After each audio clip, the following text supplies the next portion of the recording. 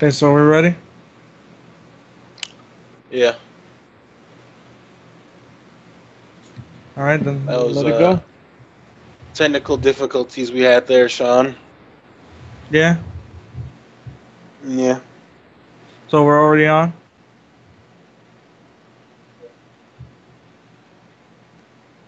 Hello? So what now?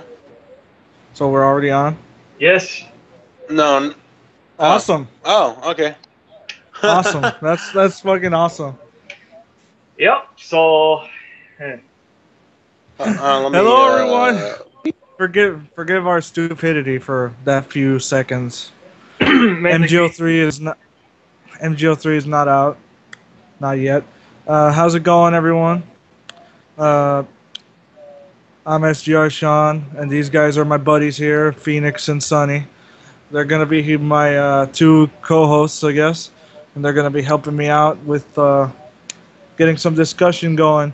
Like, as most of you guys know, I was at the Konami preview event for the Community Day, and we got a full hands-on of the full game essentially. And I'm just here to talk about what it was like being there, playing the game, and any questions you guys have. We'll be here for like 2 hours, and we can answer pretty much in depth on anything. All So right, yeah. Trick Savvy's here. Like, dude, you need to tell me your Skype through Twitter so I can add you here, and you can help us explain everything that happened.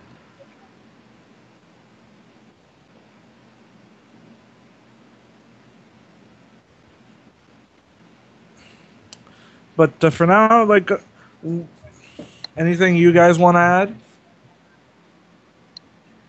Nope. Sonny? mm, Well, mainly they should be adding fee because, well, you know. my You PC. guys got. Oh well then. These guys got nothing. I can't believe it. Oh well. So, it's like I my need my you guys to curiosity not. my curiosity has already been piqued. It's like I know what I need to know All now. right, all right. How about this? How about I give you guys some matches that we had? How about that? All right. All Yeah. right, all right. So how about this? The first game we played was Bounty Hunter, and I was Ocelot for that first game, and you can imagine my excitement when I started playing as him. Okay. Here's what I want to ask. When you played as Asla, what was his skills like? Like, can you like did you get a feel for it? Like, the differences between your regular MGO character and Ocelot. Ocelot really does feel different compared to your normal characters. He has so much advantages, but at the same time, he comes with his own strategy. It's basically the way the developers put it. It's like, oh, you're putting so much time into this class for your character, and then suddenly, oh, now you're gonna play as Ocelot. It's like it messes with you, and it forces you to just change up whatever strategy you were gonna use, and go, well, I'm Ocelot now. I guess that's gonna be what I'm doing. Like, for some people, that's like an inconvenience. I kind of liked it because it lets you can just go crazy with Ocelot. It's like his pistols Mm. are like the best and yet the worst pistols in the game. Did you use the second loadout? The Well, the second first one, loadout, I there's mean, the four one with like the actually. shotgun. There There, would there be no is. more than two characters. Um, but what there's a that loadout I used it. It was pretty easy to use as well. I kind of do like the tornado revolvers a lot more though, but the other ones give you a lot more flexibility for what you can do with Ocelot. There's actually a non-lethal only loadout too, which is kind of weird. Well, so what does he use? Like non-lethal revolvers? No, I don't think so. I think he uses the woo and like a stun shotgun for some reason. Ah. Doesn't Oh, really okay. fit him. And if it would have been a shotgun, I think it would have been the Uragan shotgun revolver. Yeah. Hmm. All right. Let me see what we got here. We might have Sabby joining us in a minute. He was also Well, another person that did. Uh, he didn't.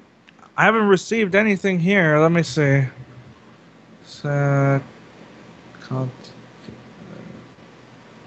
I can try and add him. Yeah, you're looking at the Skype chat. I mean the Twitch chat. Yeah. Me? Am I? Yeah. The Twitch chat. Yeah, he sent it on the Twitch chat. But Okay, I got it. so that first game with Ocelot, I immediately just kicked ass for that first game. Like I pretty Sorry much about that. dominated as Ocelot. After that, though, I didn't really play as a unique character. So what did he? From that- Did he feel faster? Like was it CQC? You could Did really- his CQC feel like a little bit stronger or something like that? Like, Well, yeah, it does. He does have superior CQC. He does have faster interrogation. He's basically faster at everything, for the most part. I think he also has increased Fulton. It's like, you know how in MGO2 they had like a lot of the skills maxed out and they had more than 4 and shit like that. Right. It's like the same thing here. It's like whatever you expect them to be good at, it's just like that. Like Ocelot is more accurate than everyone else. He's more just faster at CQC. He has all the skills that players could have, except he can have more of them, and that's what his skill set is. I think the same could be applied to Snake. And obviously he has his little hand gesture. You know, the one thing that I couldn't find out if he could do is if he could do the little revolver twirl. Like, they showed that in the trailer, and I couldn't try to figure out how the fuck that works. Yeah, I wish you could. Did you ask developers if you can do that? Yeah, I couldn't ask either. It's like I only played as Ocelot once, and that after that it completely slipped my mind. Did you use any codex as him? I tried to, yeah. He does have the same regular codex as everyone else, like defend and everything.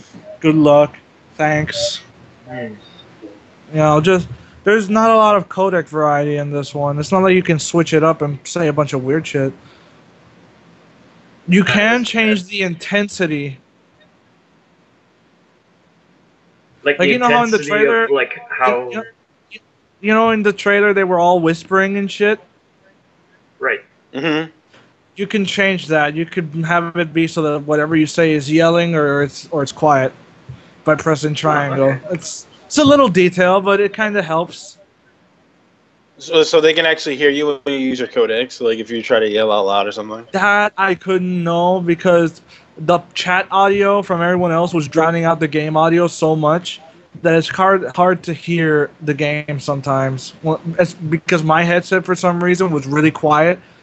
When I used a different one, it was louder, so it was just that headset that they gave me that was just so shit.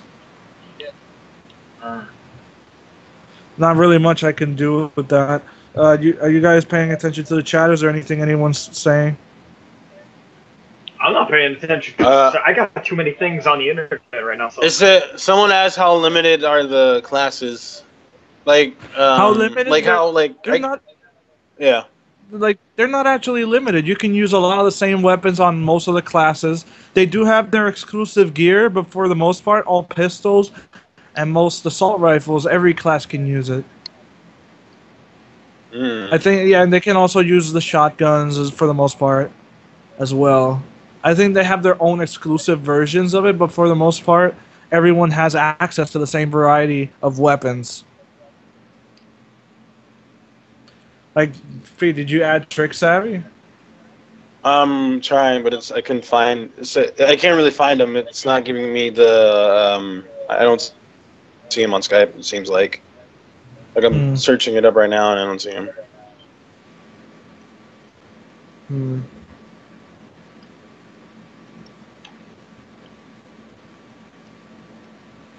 Let's see here. Anything else? Can Infiltrator use rocket launcher? If no, why? Why would you want that? No, that's what I need to know. Why? Sneaky rocket piece. Sneaky rocket piece.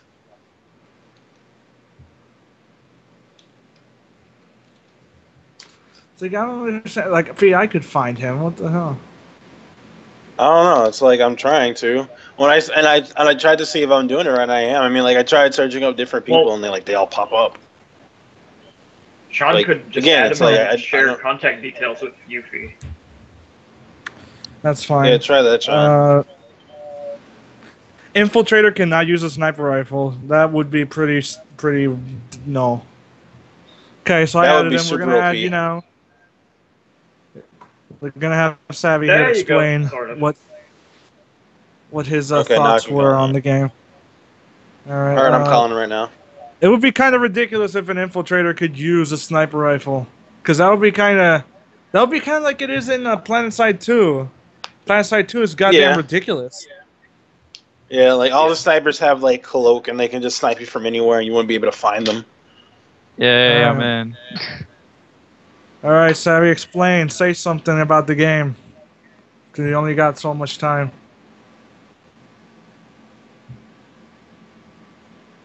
All right. He's not lagging out, it seems. It's like you just. Well, that's the most he could say. All right. I'm gonna first address all these people with this text chat and clan system. You guys are literally. It's like all these people.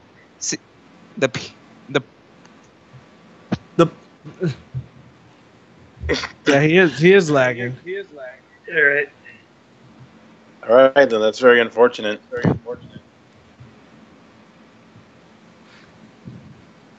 Savvy, you okay? Your internet okay? Because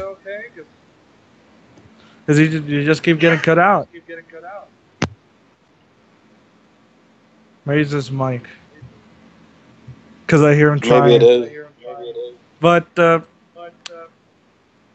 let me see here. No, there is no bullet drop. Did they change the stealth camo from TGS? Because at TGS you could get shot and use any guns while remaining cloaked and could not get disabled. Okay. Can you guys hear me? Yeah, we can hear you. Yeah. Let me explain this real quick. Stealth camo, the way it works, it's by movement. So imagine like it is in Ghost Recon. In Ghost Recon, the more you moved around, the more visible you got. And also when you shot, it also made you instantly visible. But in MGO3 it's kind of like that, except you don't lose stealth completely, but your outline and your silhouette of your character becomes so noticeable that you it's the same as not having stealth on. But at the same time, it's like making stealth easy to spot but hard to keep track of. Like there was so many times where I found a guy using stealth pretty obviously, but once I started shooting at him, I quickly lost him because the dust of shooting at the ground and missing gave him enough cover to leave and hide. Yeah, you can still pull off headshots. I pulled out a shit ton of headshots, especially on the developers. But yeah, Savvy, you were saying? Still nothing? All right. He was talking to me not too long ago. I know, he was. I don't know what the hell's going on. It's like the second he gets it working, he just stops. Okay, so I'm lagging, so I'm just gonna make it quick. Playing the developer. Uh-huh. All right, I'm gonna head off because I'm lagging real bad. So I'm just gonna be on the chat. All right, don't worry. Well, it was a good try. Well, sorry for the technical difficulties, people, but I guess Savvy won't have anything to say except in chat. Unfortunately. I wonder if Panda's around. He can probably say something. Let's see here. Is he not here yet? No, he's not. Okay, but What is everyone's favorite class? Now, this is a question you guys can answer. You guys go first. Well, my favorite class is going to be Scout. Mine's most likely going to be Enforcer. For what reasons? Well, Scout, because I like the whole the support with marking and spotting and shit like that. And not only that, but I'm a fan of sniper rifles. So yeah, I mean, I snipe a lot in story mode. So I mean, I'm going to be doing that a lot in MGO. That's why I'm interested in Scout. Dog. So exactly. Little puppy dog right next to you. It's like, yeah. And the traps. Me, honestly, the traps are going to be amazing. I'm going to be really creative with the traps. But continue, Sonny. I can play, like, honestly, any of the classes since there's not really a restriction on pistols, because that's kind of my main thing. It's using secondaries, I guess. And mainly I want to use the Enforcer because he has the shield, and yeah. I want to use Infiltrator because that's my style of playing. Like, Infiltrator, the second I used it at the preview event, I just fell in love with it pretty much instantly. I'm going to be feeling the same way about Scout. I just know it after seeing it so much. It's like, I'm so used to that type of playing. Like, just sneaking around, using stealth, like, getting the drop on people. I was so used to that from playing. If you played single player and you played completely stealth and just non-lethally and shit like that, you're going to just like this.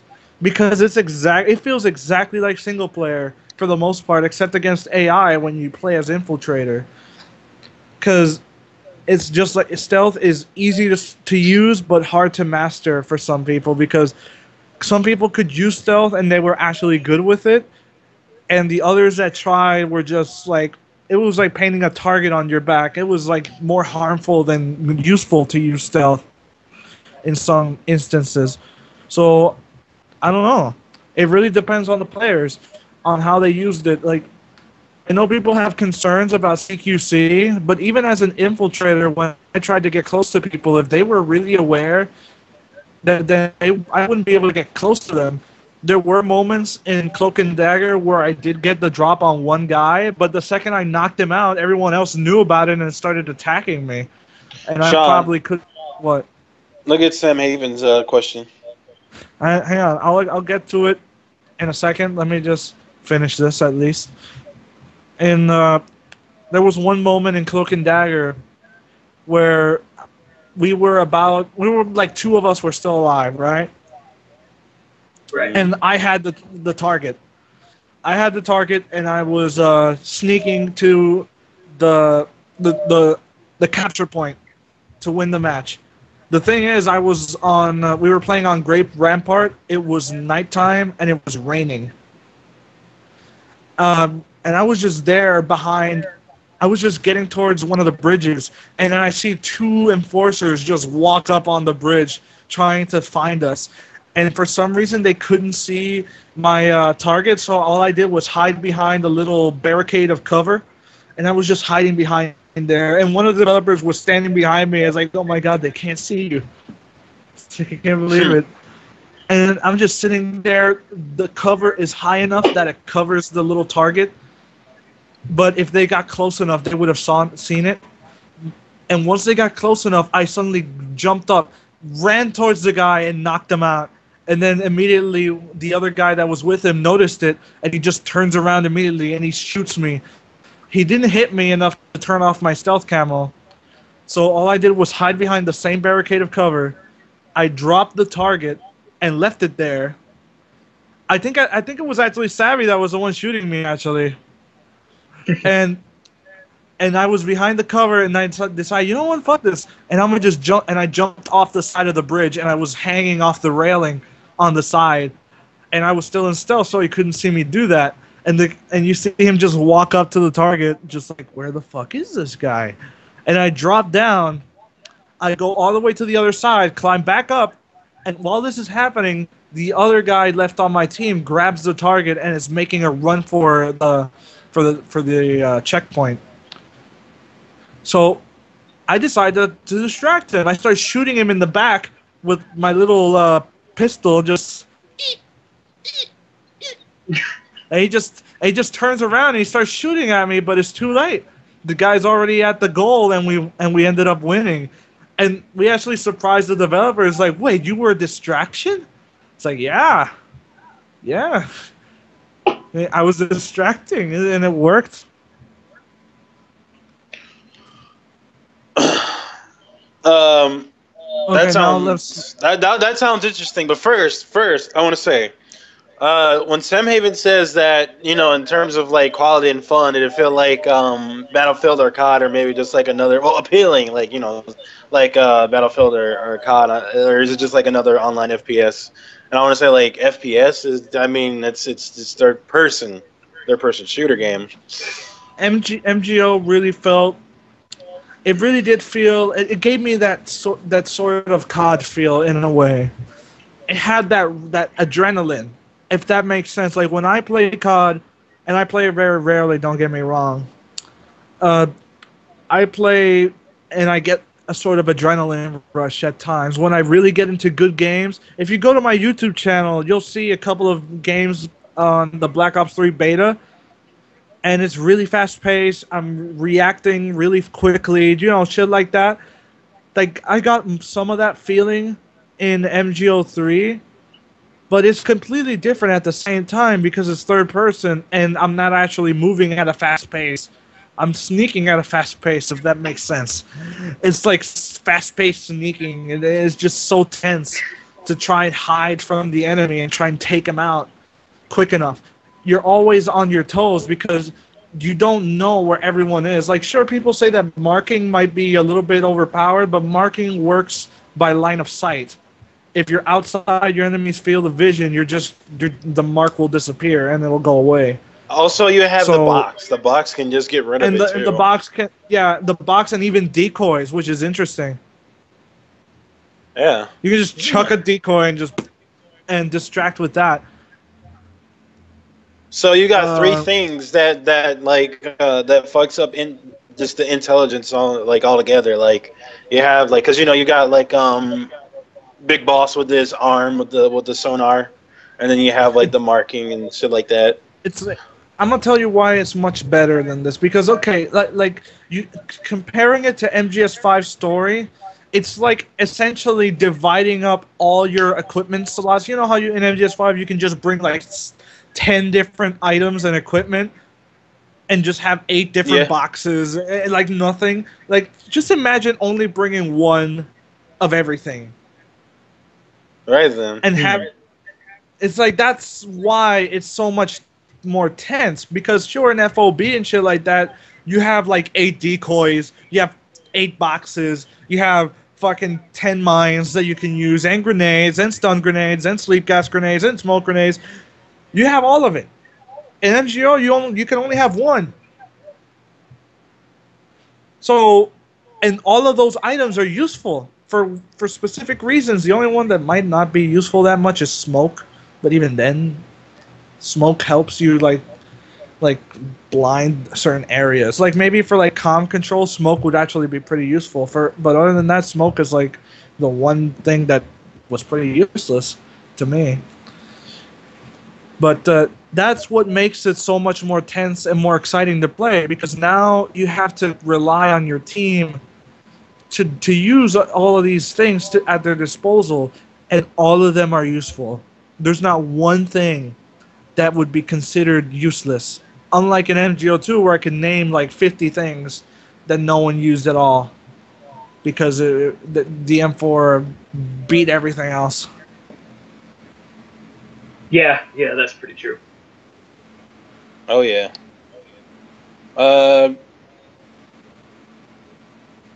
You wanted me to. Wait a second.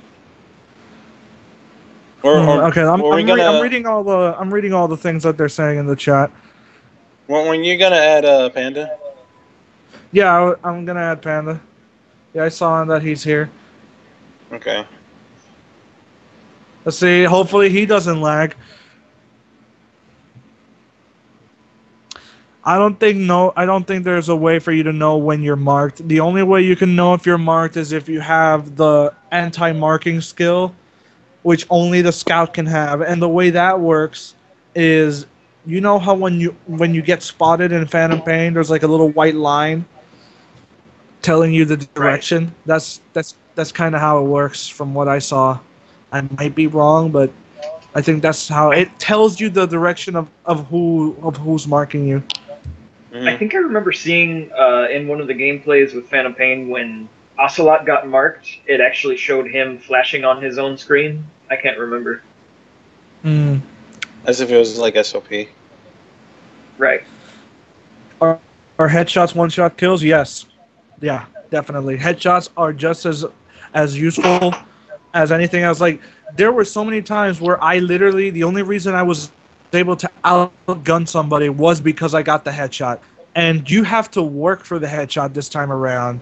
You can't just get it like weird. Instantly, because there's so much more things that you have to take into consideration now. Like, I would recommend turning off aim assist immediately, because aim assist hurts more than helps. Because every time you end up aiming for the chest, and sure, it helps you aim faster, but if the other guy is aiming for your head, then you're gonna die first. That's just how it is. There's no way around it. It looks like Panda's busy, so he won't be able to join.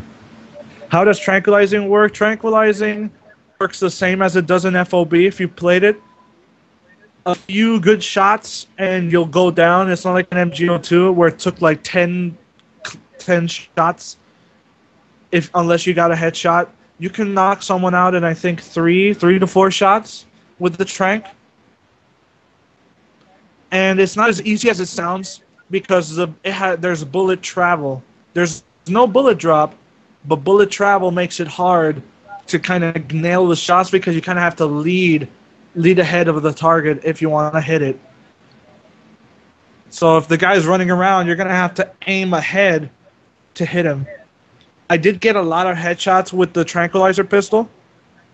So it's kind of, it's once you get the hang of it, it's pretty useful to use. That MooBot is really just spamming with our YouTube channel. I didn't expect it to do it that much. Yeah, I'm looking at that. I'm seeing it. Yeah, but that's something I set up. I'm still working out the kinks on how to use it properly, so I'm sorry if that's too much for everyone else that's spamming it. The MooBot? Yeah, the MooBot. Is it like spamming our YouTube channel or something? Yeah, I set it up like that. But okay, somebody asked, on the TGS footage, it took more than one headshot. One shot for a headshot. Do you feel they tweaked it for the better? I think it was tweaked for the better. I think it depends on the weapon types that you're using, because an assault rifle can kill a little bit faster, but an SMG at point blank will take way more shots because of the armor the guy's wearing. Like, I saw one of the developers shoot point blank an entire clip at a guy, and then he didn't die. Like, only the headshot is really going to do anything to them. Sean Hazaki so, you asked have to work. If you have a high... Oh, well, continue. No, I'm done. Okay. He asked, if you have a high bounty count on you, how much does it go down if you fold an opponent? How much does it go down? I wish I could give you a concrete answer, because I really wasn't paying attention to that.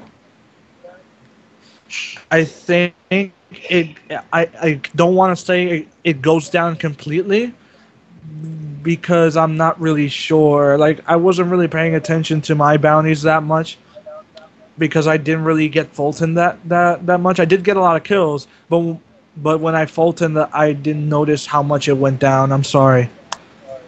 But from what I've seen, I think it lowers it quite a lot.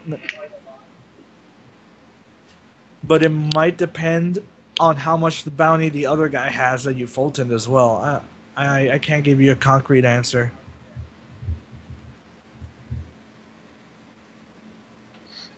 Yeah, enforcers can take more bullets than an infiltrator in a firefight. Yeah, they have. I know. Dude, that's like common outlets right there. Yeah, they have more health, but they're overall much slower. Yeah. That's the trade-off, really. Like, I really don't like enforcers that much, to be honest. They're so slow compared to everyone else, and I don't like that. Uh, well, I guess Panda's here. They're only. I think aren't they only slow when you only have like an Or not. LMG and like heavy armor on you?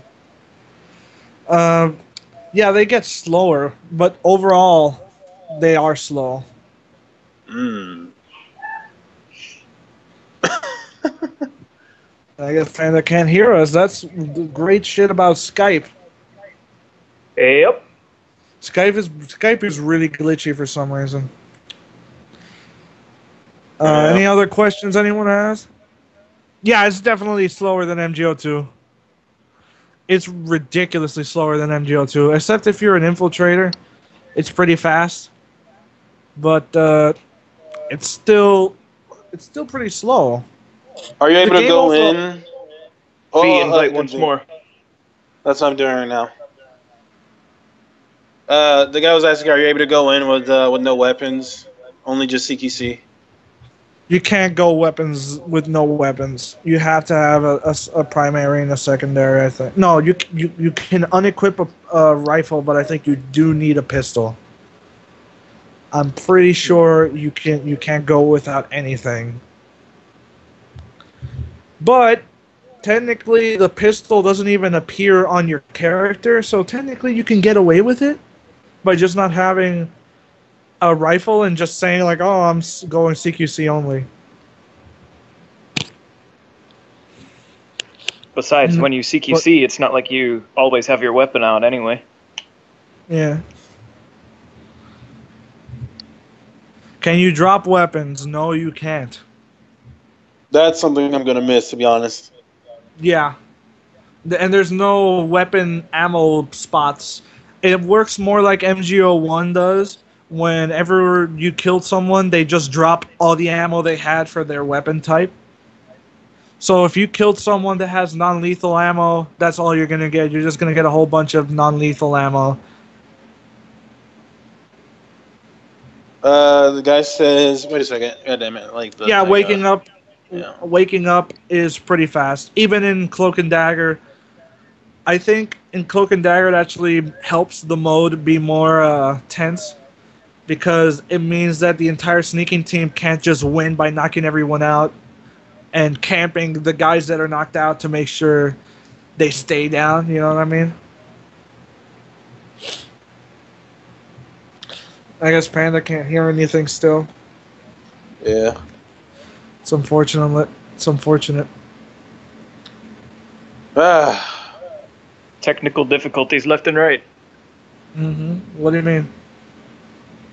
I mean, the beginning of the live stream, and then Savvy, and now a little Yeah. bit with Panda. Yeah. So Let's hope it's- MTO doesn't have any. Oh, that's gonna be pretty fucking awful to deal with, because isn't FOB still just not working? Sorta. Maybe. You guys haven't played it once since a few weeks ago, haven't you? No. Yeah. I gave up because the whole relationship's bullcrap. You know, I'm probably not gonna play FOB at all after MGO comes out. It's Yeah. like, That's a good point. It's pretty much a given. But Sean, What? Scissor61 asks, how many voices are there? how many voices are there? Why isn't the chat reload syncing up with me? Well, how many voices? I think there's 4. I believe there's 4 for each one. Yeah. In Cloak and Dagger, was attacking more fun than defending? I've heard a few complaints that the defending team has no reason to stop camping near the intel.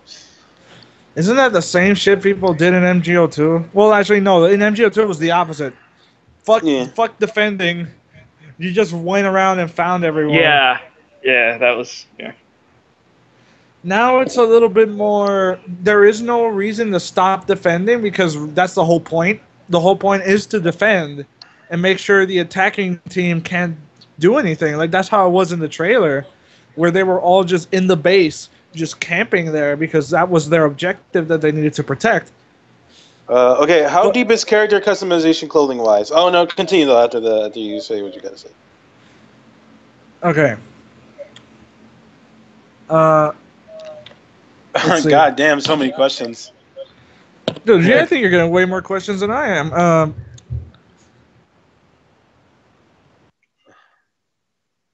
What? Sean? He. Oh, he we're sorry, people. More technical difficulties. Oh, God damn it, Sean lagged out of the call. Fantastic. Yep.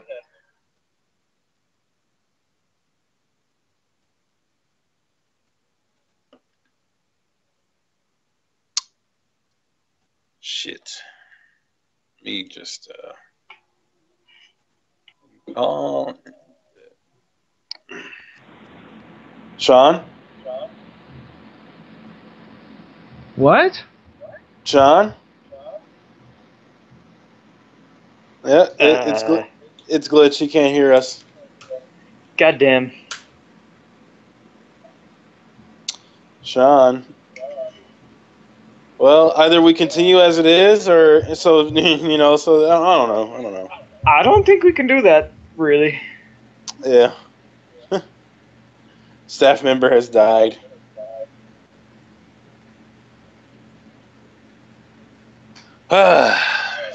Son of a bitch. So, I think you guys are gonna have to hold on for a second. You think I should just rehost the call, Sonny? Yes. Okay. Well, okay. Give us a second, guys.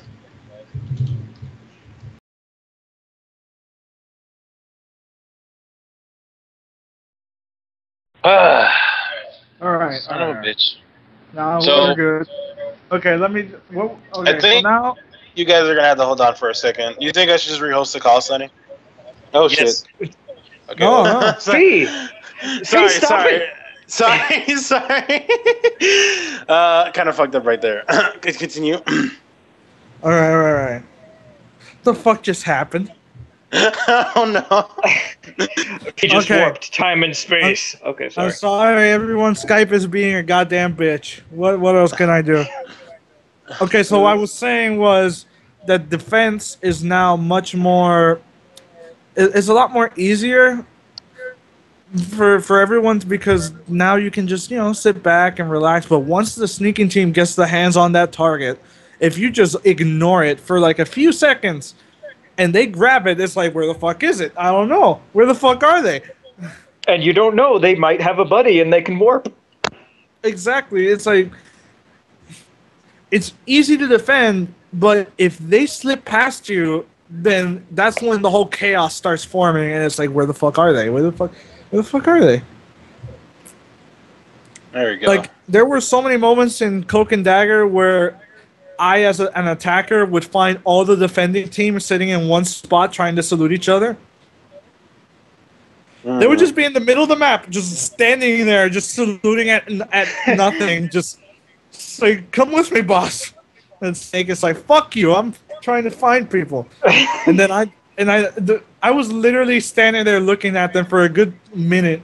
And I go, you know what, I'm going to just knock one of them out. And I just headshotted one of them and just ducked behind cover. And they were just freaking out. Okay, Sean. Two questions here. Someone says, "How do you earn cosmetics?" And another person says, "Is waking up different from, or are they identical in comparison to Bounty Hunter and Cloak and Dagger?" I think people can wake up. You mean waking up, right? Yeah, like how fast do they wake up? Like comparing like Cloak and Dagger to Bounty Hunter. Yeah, they wake up pretty much at the same speed. How you earn cosmetics is the other question. You earn cosmetics through gear points. Gear points is similar to reward points. They take just about as long to earn because in the whole day, I barely had enough for one camo after spending all of it on everything else. It's the struggle all over again. The struggle for looking stylish is just it's just that. It's like I hated that so much. Stylicious. Hang on, I'm gonna get to all the questions about hairstyles. There are 4 hairstyles. Well, there's 5 if you include being bald. But yeah, but that's for females though. I'm not sure about male characters. I didn't really mess around with those. You can probably expect the same and maybe one more because there is one hairstyle that I've never seen in the single player uh, creator. Okay, here's another one. When you take the intel, don't you get that circle over your head? How can you not find that? Find the Okay, how can you not find the okay, thief? My bad. okay. I'm gonna tell you how that works. Like for some reason, you'd think it would be easy to spot, but that thing blends in so well. Like I said, what I did was I used cover and I hid behind like a little barricade and no one could see it. Like sometimes it's easy to spot, sometimes it's not. It smoothly just floats around to the point where you don't even notice it sometimes. It's like, oh, it's just a little floating disc, whatever. And then suddenly you realize, wait, it fools you sometimes. Is there dynamic weather when you're playing, or is it just set weather? It's dynamic for the most part. Like it could either start, it could be manual as well though. You could have it start raining, or you could have it just manually rain whenever. All right, another I, question is how deep is the character customization? Clothing wise, how much in game money did you get per game, and is it good in relation to the cost of items and gear? okay, I'm gonna tell you for one thing, the cost for certain gear and items were really high. Not high like MGO2 high, where it was just ridiculous, but it was enough to make you want to work for it. Now, the gear points that I did get, like, I can't tell you the exact number because at the end game screen, I wasn't paying attention because so many people were talking to me that I just couldn't look at the stats. There's like a huge stat screen at the end of a match that tells you everything, and I just didn't even pay attention to it because everyone was trying to tell us something and to keep us like telling us what the next match was, and I couldn't look at everything. But what I did notice is that it did take a good couple of matches before I got enough gear points to get one camo. Like they started us off with like 1,500 gear points, I think, and that's like not that's not that long. That's not a lot, you know. I barely could customize anything. Like if I just bought a helmet and a vest and some camo, that's it. That there it goes. There's nothing left. Okay, another one. Elocators balanced. Elocators weren't used that much. They are useful, but remember, marking works by line of sight. So if the guy leaves the radius of the elocator, he's basically instantly unmarked unless somebody has visual on him. So and if he you can hides, unmark yourself. yeah, you can also do that. So they're not as bad as I expected. They do screw with you, but every time somebody threw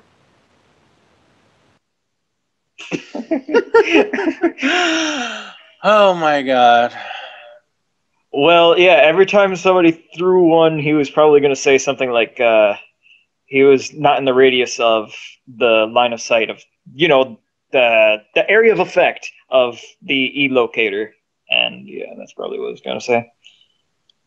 And for the whole microtransactions question, no, you can't do that. You can't get your gear through microtransactions. Okay, we're gonna have to rehost the call again so we can get Sean back in. So give us a second. Yep.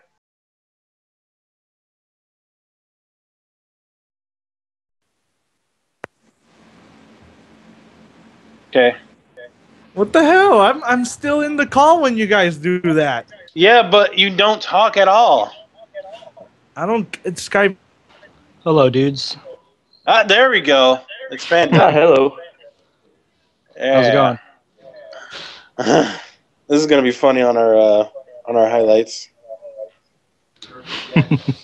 just to DC. Okay, just checking. Sean, are you there? You live? No. Sean. Fucking Skype. Well, We just wait now. That's what happens. Okay, let's just wait. This is gonna suck. Are we live? Any questions we can answer, Fee? Well, from when Sean was talking to us the other night, I don't think I can remember any of that. So Sean said he's talking, but we can't hear him. yeah, we can't hear you, Sean. So, oh my god, this shit really needs to be fixed. Sean, What? there you go. I just disconnected and reconnected my mic. So okay, so where the fuck was I again? Because this keeps happening. We were Panda's talking in the about call real quick. e-locators, but we were talking about e-locators, but I finished off the question for you. All right, Yeah. all right. But 1 second though, like Panda, you still there? Oh yeah. Okay, good. All right. There we go. All right. Continue, Sean. Okay. Now, okay, you guys asked about gear points, how they're earned, Yeah. and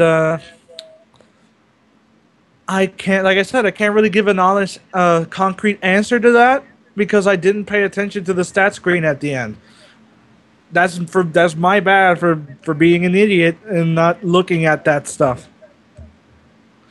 But I'm pretty sure you get like 20 to 30 gear points per match because it took so long for me to get enough.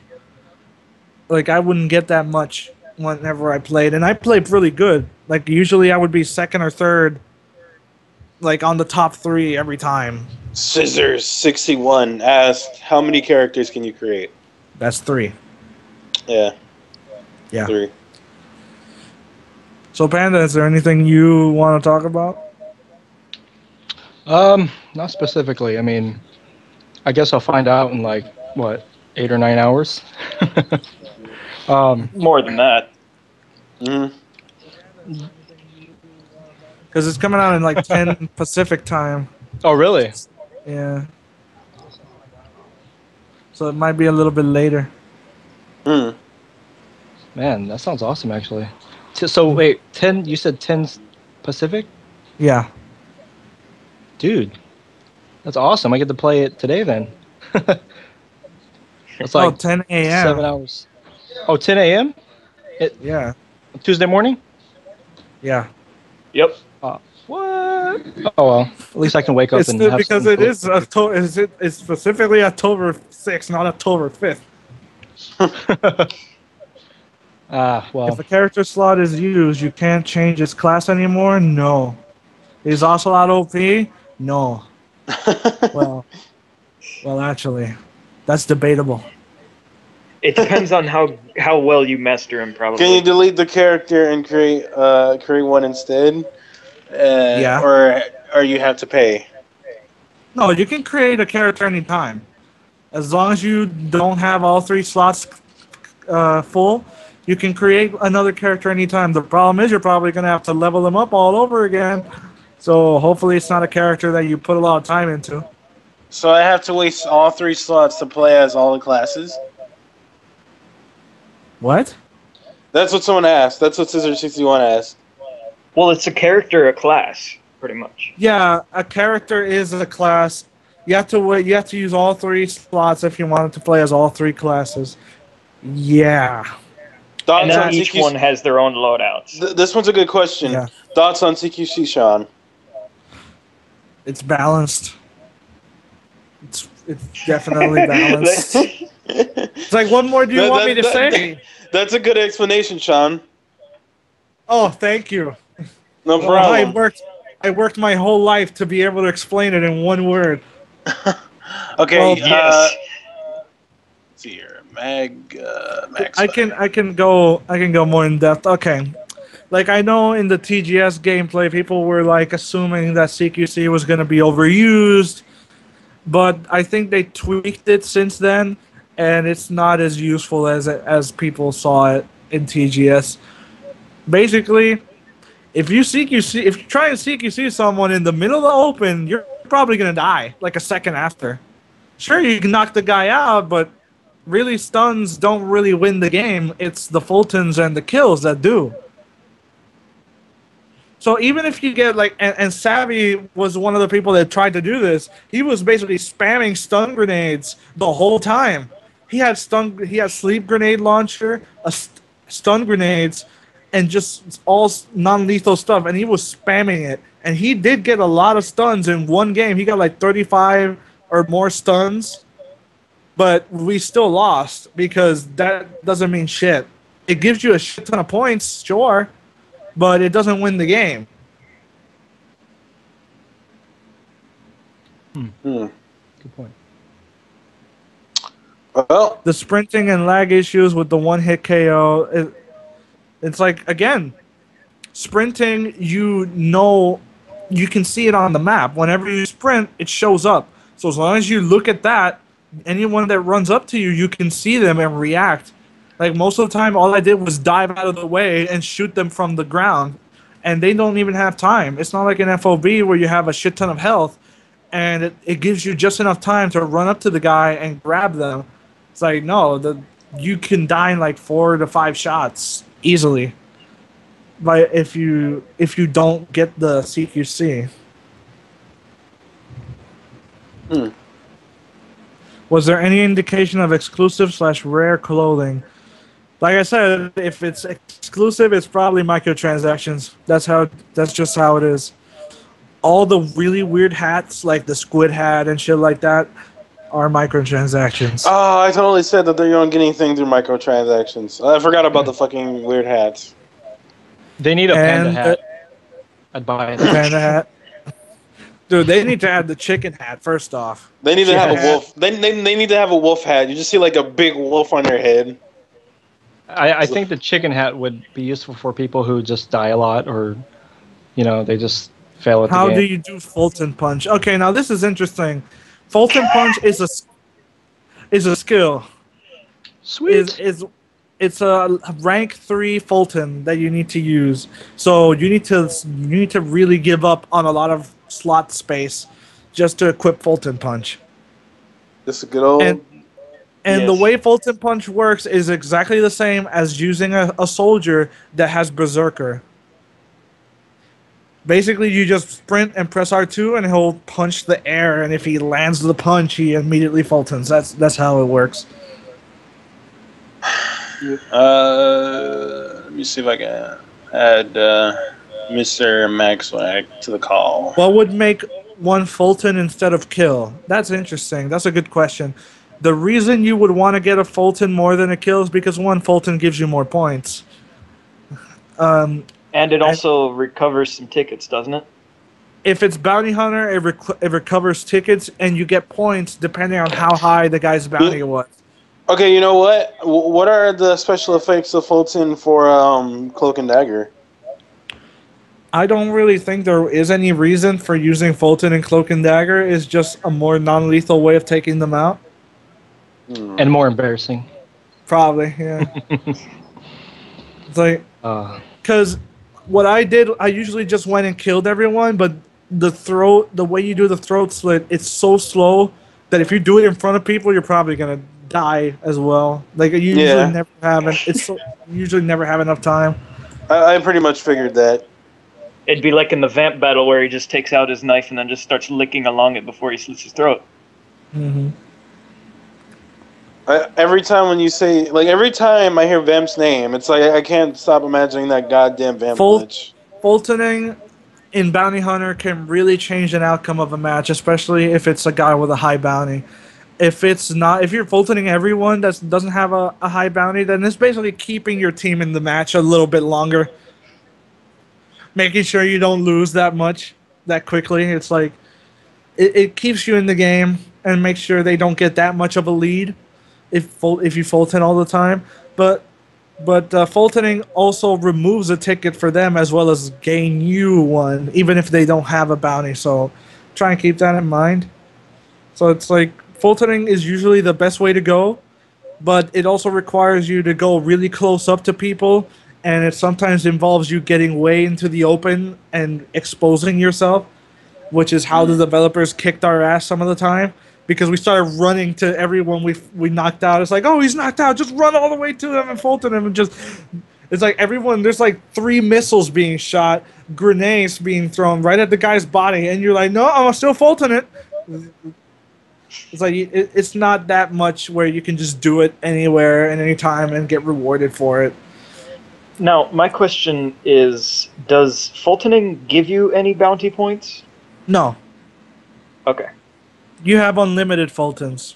You don't have unlimited Fultons.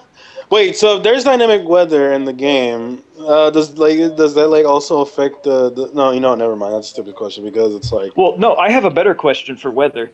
Does the rain weather pattern also do what it does in single player, where it covers up the sound of the person's footsteps?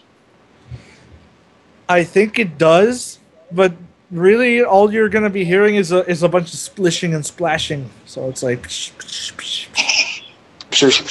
even But when I they're mean, running. for like the map. oh no, you can still see people sprinting. I'm pretty sure Okay. that's still how it works. Well, not see, but you mean hearing, right? I know it shows up on the map still, Hmm. Okay, that's all I needed to know. but rain really does make it easier for the stealth guys to blend in, though. Another person asks, "Do you have unlimited C box?" No, you only have one. Mm. You have one per life. So Use them wisely, guys. exactly. That's why I kept from saying, like, it's not like in single player where you have like 8 of them and you can spam it and be just fine. And it's like, I can just leave that box here. I got another one. How does marking work for players wearing stealth camo? Does sprinting still show them on the minimap? Yeah, sprinting still makes infiltrators show up even in stealth. Especially in Cloak and Dagger, it still does that. And you can mark just as normal. Every class can mark. It's just that Scout has a skill that lets him mark faster, which is pretty useful because there are some times where I'm like marking someone and it almost reaches 100%, and then they go behind a little box and it stops. I'm like, God damn it! All right, I'm I gonna should- add Mr. Max Swag to the call. And I'm just following the guy, just following him. Like, come on, get out in the open, God damn it! And it goes right up to 90% again, and he goes behind the bush, and it's just, fuck. So definitely using Scout with higher marking skill, it's less frustrating, and he's somehow busy for some reason. God damn it! Yeah. What's there to stop a random noob getting the walker right at the start of the match, and then the team won't be able to use it? There's nothing to stop a random noob to go on there. Just pray that they don't destroy it. Just hope he gets killed immediately, because that's pretty much what you got. And if god damn it, if a guy goes on the walker gear and he sucks, then I guess your backup strategy is to take out the enemy walker gear before they take out yours, because at least they won't have one. Mm. Okay, so another person asked, he meant what the chocolate guy meant was that can you mark people while they're stealth? Well, is it possible? No, it's not possible. The only way you can see someone in stealth is if probably have night vision. You can't mark them. You can only mark them if you interrogated someone. That's how I'm pretty sure that works. Now that body shotting was toned down, is it on the same level as MGO2 body shotting damage, or is it just tweaked a bit down from TGS 2015 gameplay? I think it's just balanced depending on weapon type. Because with assault rifles, you can kill with body shots pretty quickly, but with SMGs, you can't. Can you destroy the walker while nobody is on it yet? Yeah, you can destroy your own walker when the match starts. That would be a dick. I imagine Sonny doing that. Yeah, like one of the developers actually said that could be a good strategy. You just go on, put C4 on your walker, just drive all the way up to the enemy team, and just dive out and blow it up. I just imagine Sonny doing something that crazy. Exactly. It's field of movement. When somebody's sprinting, it shows on the map like it's FOM. It's not the exact location. It's sort of like Peace Walker, right? What do you mean by Peace Walker? You mean like with the sound indicator? Right. It's kind of like that, but no. You know how in the iDroid, when you go on FOB missions, it gives you a little field of movement on the map? Just imagine that, but smaller, because it is kind of small. Like, I think it's way too small, to be honest. Because it's Okay. literally, it's literally the center of the map the center of that field of movement is where you are. It's like all the time. All right. Someone asked, "Is it possible?" Oh no. Okay. How easy is it to team kill, if at all? I never got a team kill, but I did I did shoot it. I did nail a teammate every now and then, but I'm not sure if I got a kill. Do you know if team kill is or like TKing, is it mandatory, or can the host like turn that on or off? We didn't host games ourselves, so I didn't get a chance to look at all the menus. Again, that's probably my fault for not looking into it. But I was just so you only have 5 focused. hours. I was so focused on just playing the game that I just forgot about it. Like, there was so many things I wanted to ask, but the second I got my hands on the game, it was just game. Like server browser? Do we know anything about that? Yeah, there's server browser. All right. Nice. You can host custom games. You can put passwords on them. You know, just Sweet. just the whole shebang. I don't know if you can lock weapons out and shit like that, but I know that to that extent, the server browser's there. And auto matching is just like Battlefield's quick match or quick match in TF2, where it just puts you in a random server that somebody hosted instead of just finding players for you to join. Okay. Someone asked, "Is focusing on headshots the main way to play, or should we just don't bother and aiming for the head and just shoot for their body?"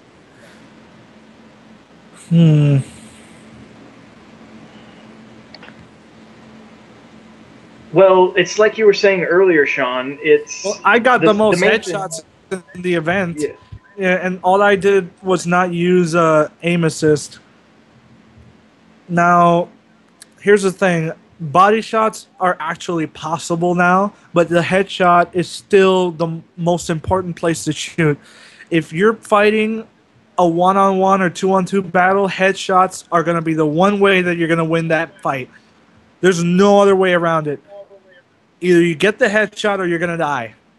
But that doesn't mean that body shots are just overruled. It's not like in MGO2, it was headshots over everything else. Now it's kind of like an even balance where body shots as well as headshots are just as important as each other. It's just that headshots are more situational for when they're important. If you need to take somebody out in quick succession, then the only way you're going to do it is with a headshot, because a headshot is one shot. Dude, Because what?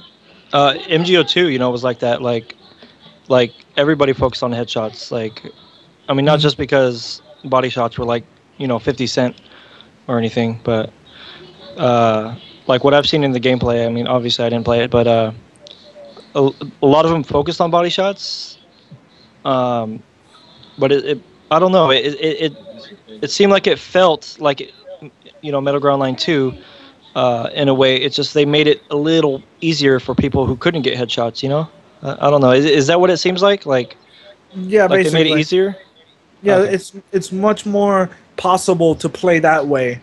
But if you go for headshots, then you're gonna have much more better time.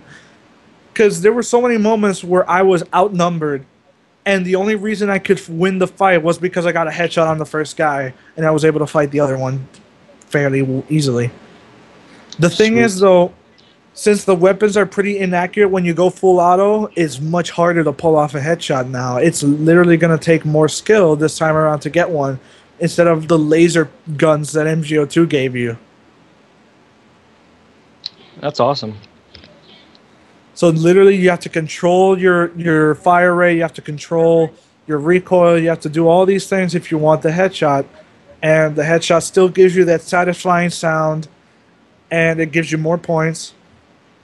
And just overall is faster, a quicker way to kill someone than any other way. Man, I can't wait to play this game. Same here. Hmm. Hey, Trick, what's up? How you doing, man? All right. So, anything else? What was your favorite weapon in the game? I had to say the MRS4. There's just no other way I could see it.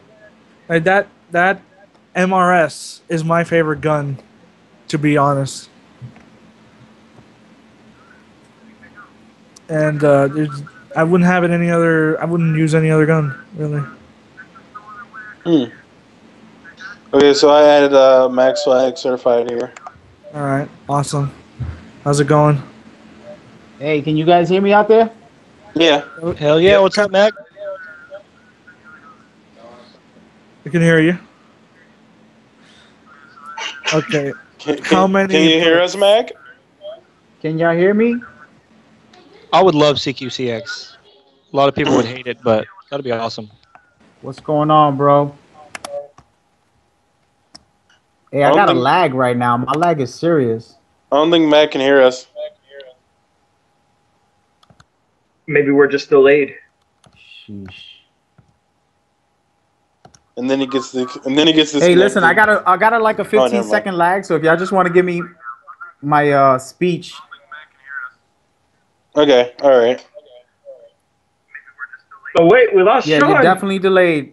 So I'm basically, I'm gonna just say what I gotta say. All right. All right. So first of all, MGO, we have a lot of questions. Everybody's asking great stuff. I appreciate everything I everybody's can't hear asking. anyone. But I want to God damn break it. down a couple other things that are important. I want to see what you guys got to say about it. Yeah, Skype It's a is so lot annoying. of simple things, but I want to try to be artistic about it.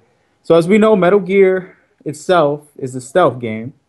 So now I want to focus on Cloak and Dagger. Cloak and Dagger is the essence of Metal Gear Online. It is going to be the theme pretty much of the game. So what I'm trying to do right now is have you guys break down a couple things. I'm going to do my little breakdown right now, which I'll explain. Cloak and Dagger, everybody already knows. You're using the cloak, and you're using a whole bunch of hold on, somebody's messaging me right now. Rehost. But so you're using the cloak and you're attacking with cloaking, and the other team is defending. Now this can be played full strategically with a whole bunch of stealth strategies, and that is Metal Gear at its essence. So I want you guys to speak about that. Mostly Sean, because he played. If Trick Savvy's here, let him speak. But if you guys want to just talk about that and just break it down, that'll be cool, man. That's the Mag Swag takeover. Thank you guys. Keep doing your thing. I love it, man. Let's go. All right. Talk to you later.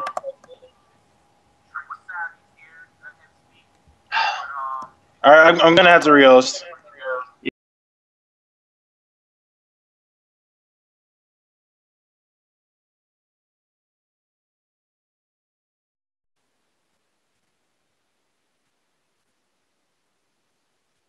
Hello?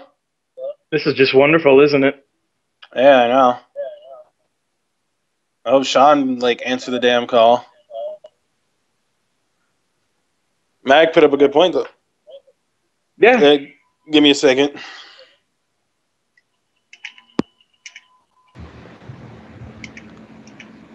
Hello. Hello. All right. Okay, so everyone else is still having questions. Let me see. What was he saying? Because I couldn't hear anything.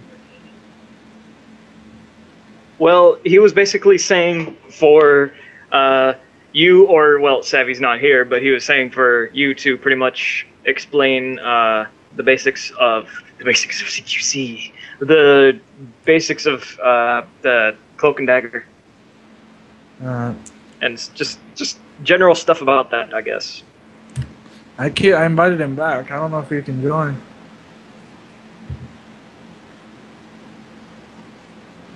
Hang on.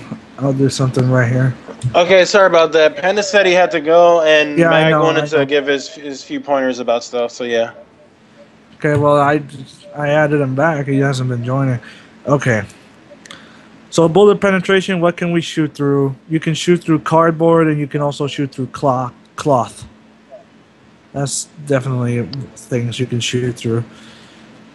Wood, depending. Yeah, wood depending.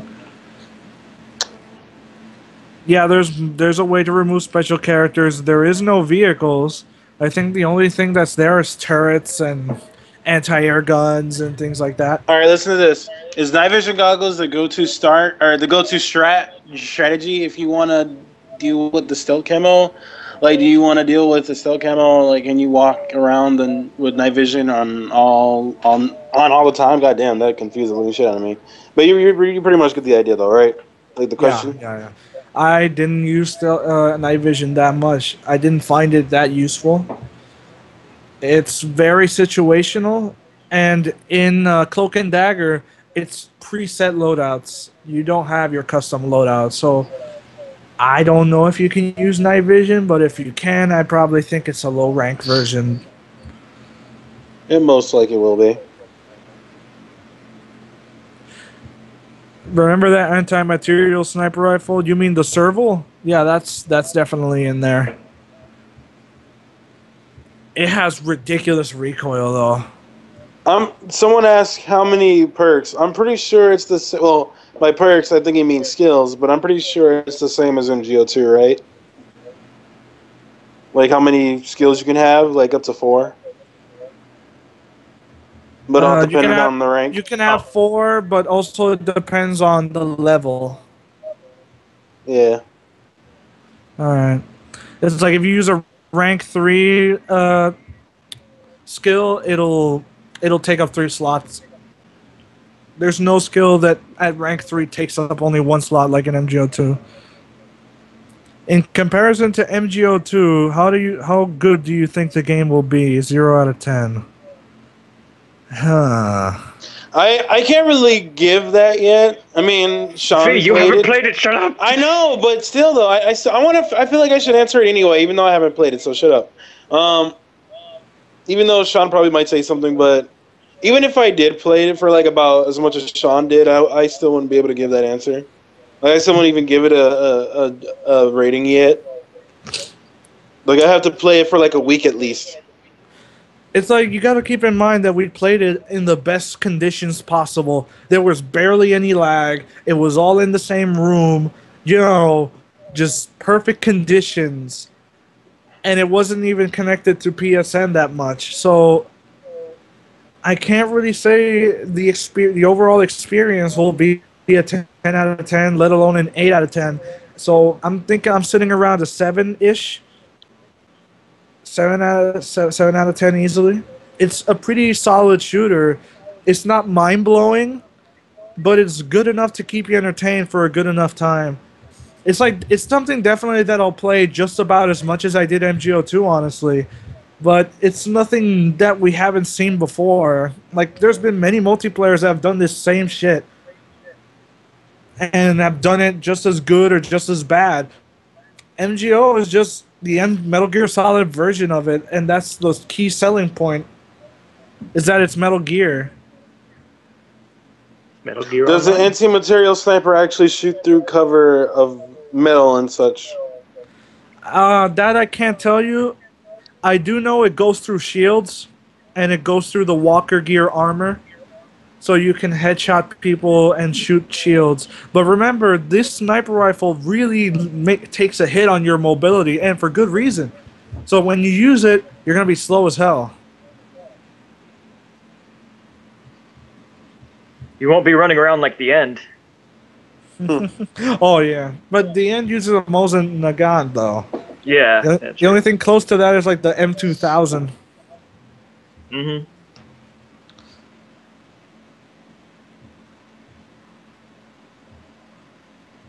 Yeah, the time to kill, people were worried about that. It's been definitely balanced.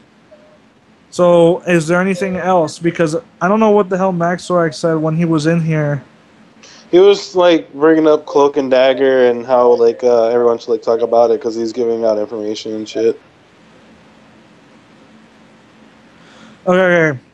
Cloak and Dagger, my point was was it's the true essence of Metal Gear Stealth Team. Break that down. Yeah, I can do that. It's just that so many people have questions, man. I'm answering questions that people have. I could break the whole game down if I wanted to, but it'll take me way too much time. That's actually a good question. I wonder if the water pistol is in MGL. I doubt it, though. I doubt it. But why would it be in the game? Give me a good reason. It would be pretty good. It would be funny as hell. It's like, because we need a way to balance out petrol bombs. Oh. We need to shoot the fire that he just put on the floor. I don't know. My teammate's on fire. Okay. I already did explain that Cloak and Dagger is essentially just how Metal Gear is. It's just Metal Gear. It's the most Metal Gear thing you could play. I did explain that when I talked about Cloak and Dagger, because literally it's the game mode where you're actually just sneaking around, and you do it in the same way that you would in MGS5. You sneak around, you crouch, you're going prone, you're going on a ledge, and from that ledge you start marking everyone. But the thing is, you're not doing it for yourself, you're doing it for your team. So all your team knows where everyone is, and they sneak in and they go in to get the target. It's just so much that goes into that one mode in just a few seconds of a match, because everyone is doing so many things at once. It's essentially breaking down MGS5, but having everyone else do like one task. It's like, instead of you doing all the marking and you doing all the sneaking all at the same time, it's like, no, you have one guy doing it from far away. You have one guy marking, you have one guy sneaking around, you have another guy flanking, and the other guys are just there as distractions. And each of the different classes also plays a role into all of this too. Mm-hmm. It's just it's literally the most Metal Gear thing I've played. It's the funnest game mode was Cloak and Dagger, but the most tense game mode had to be Bounty Hunter. It's like Comm Control had to be the most boring of all three. Sean, I really didn't. What? Savvy wants you to talk about his Cloak and Dagger fail. I don't even remember what he did wrong. Other than, no, I know that. I don't know if it was him. No, I think it was Perfect Stealth that actually dived off a cliff and died 10 seconds into the match. He was just walking around and he just dived off the cliff and died. And it's like, oh, but I thought I could live from that. All right, then. Camo is definitely useful to blend into the environment, especially if you're sitting still. Like, if you don't move as much, you become so hard to see that you literally need to be like 10 feet close to the guy to see them. And that's how good it is. But if you start moving around, you become much easier to spot. And the way that works in the sneaking in Cloak and Dagger is also by line of sight. So if the guy shoots you and he can still see you, then you're not going to lose you. You're going to stay out of stealth. But the second you go into cover and shit like that, the stealth comes back. Savvy says that he was like the last person alive and he crawled into an enemy. I don't remember that. Yes, ghillie suits. I want a ghillie suit. Ghillie suits look badass. Oh, you mean actual camo? If it's actual camo, I don't know. I didn't mess around with ghillie suits, and I didn't really mess around with the camos that much. We mostly just stayed with green, with the auto drive green. I eventually switched to Tiger Stripe, and I liked it a lot more. But here's the thing. You can't lower your profile like you can in single player. You know how if you hold triangle, you basically lower your profile and you become more flat? Yeah, you can't do that in MGO for some reason. Don't know why they took that out. But yeah, I think if you use good camo, you could blend in. But here's the problem, and this is why I got really annoyed at the customization. Is there's no way for you to change your camo at all pre-match.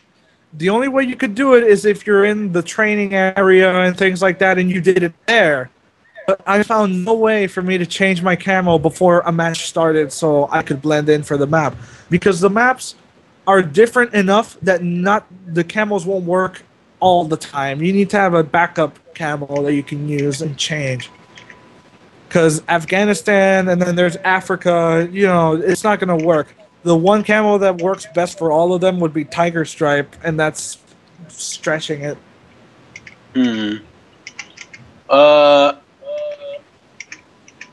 Someone was asking about how the comm tower game mode was. Comm control is essentially domination in COD or base conquest or base. Oh, so they pretty much brought it back. Yeah, except it's 3 bases instead of 5. So is base like more is comm tower, is that like more chaotic than base was in MGO2?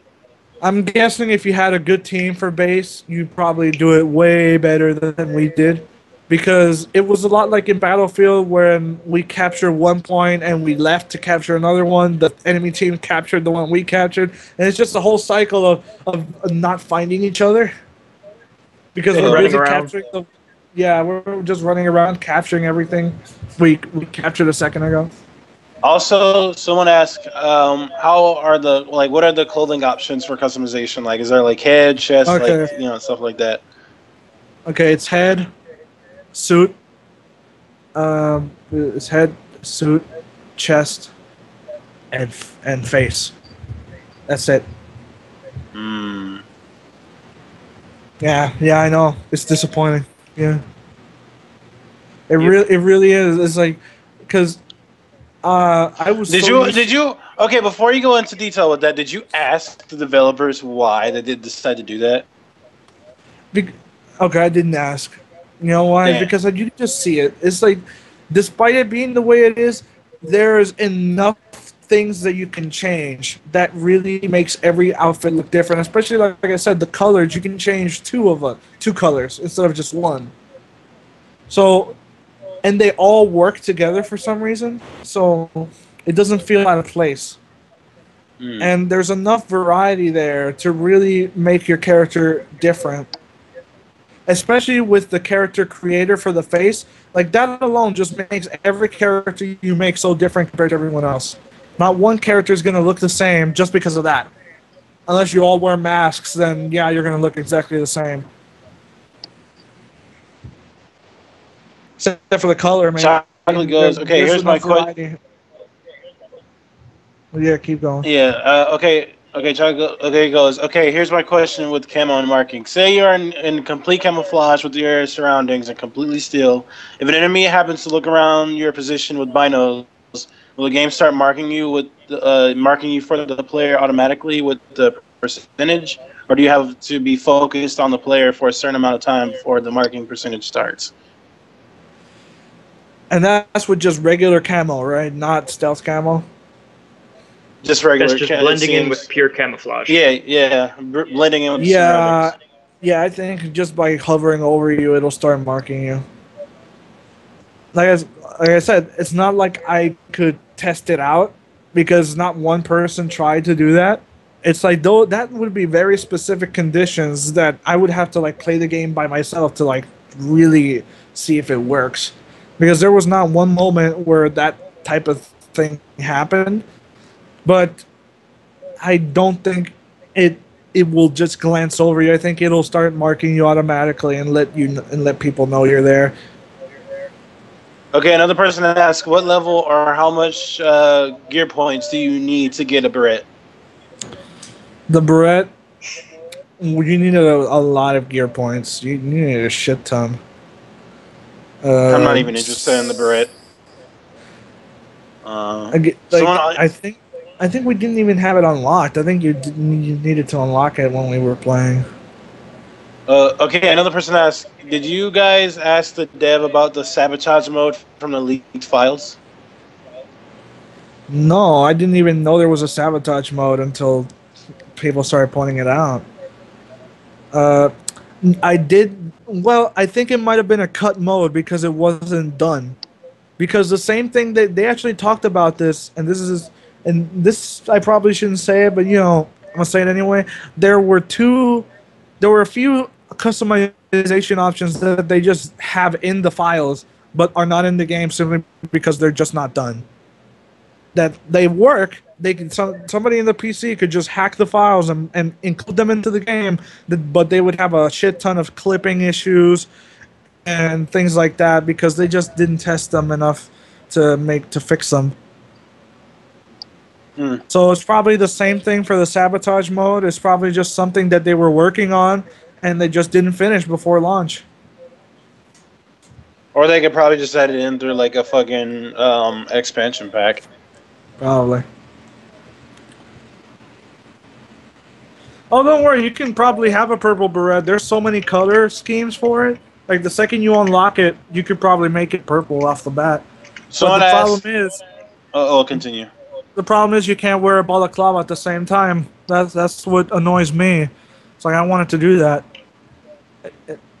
They said they might look into it, which is cool, but it's like at that point I don't even care. Someone asked, is there a minus XP and what is the max level? Also, Savvy already answered, but yeah, I'm pretty sure he's asking about de-leveling though. Yeah, there is no de-leveling. You don't level down, you level up. Also, it'd be nice. I mean, if they're looking into it, I'm pretty sure they're actually looking into it. Hopefully, they'll be able to do it. Yeah, but a lot of developers say a lot of things and never do anything about it. So, maybe, I don't know. Maybe, yeah. Just a big if. All right. Is there anything else? Anything else anyone wants to ask while we're here? I think we might not post this on YouTube just because of all the sheer amount of problems we've been having. Oh yeah. Even though it was like one of our best streaming, or even though it was like one of our best streams we had, because there was like so many questions and. Yeah. Yeah. And technical difficulties. Can I use a magic spell to turn myself into a puppy that runs around? Yes. If you were a modder on PC. I want to do that as a scout. Oh my god. You want to turn into a stuffed puppy, really? Yes. All right. There you go, what if I can be a stuffed puppy and use my sniper rifle at the same time? That would be like super OP because what if like someone sees like a stuffed puppy like holding a sniper rifle? It's not even holding a sniper rifle. It's like it's clipping through it, and then they just like fall for it, and then they can just easily die. They just T-pose and have hearts over their head.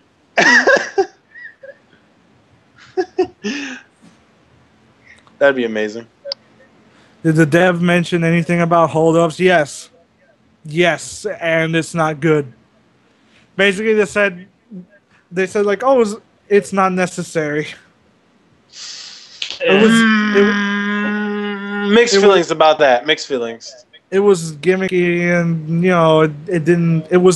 They basically said it was just something people used to troll with. That's what true. they said. Yeah, that's really true. That is completely true. Like it was never like they had it in the game for a little bit, but they only used it to just troll people. That's what they found out after many times of testing. That's the only reason it was used for. It wasn't because it provided tactical advantage or something. It was just to troll. It's like, oh, it's like freeze. It's like, oh, great, now I can't do anything. That's the way Robert was explaining it. And that's what happened in MGO2. Hey, that's, like, people would seriously troll your ass with that shit. It would get really annoying.